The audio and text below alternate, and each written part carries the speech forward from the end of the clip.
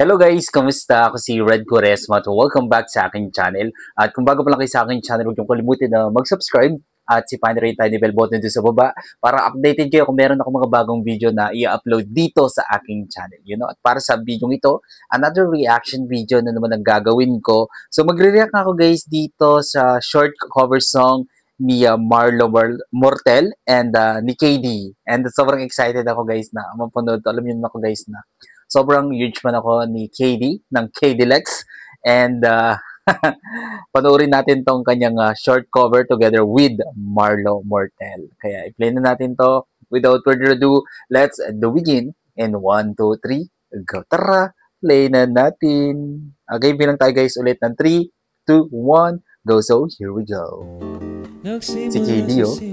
Pasulap-sulap ng papapansin sa'yo. Oh, ganda ng voice tone ni KD, no? Sa palitan ng mga mensahe, kilig na kilig ako. Wow. Basta kain na, hello, magandang umaga. Ingat ka, pahinga, wag ka masyado magpupuya. Grabe yung diction ni KD, no? Sobrang clear. Naramdaman ang puso. Go, Marlo.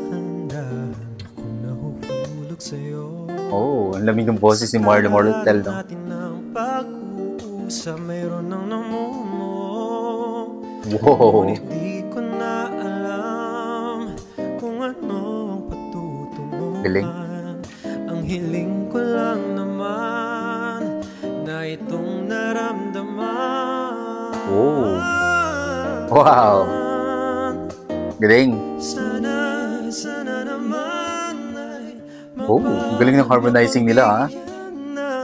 At nang mapakinggan ang tibok ng puso kong sa'yo lang naramdaman na ay nakaligayahan.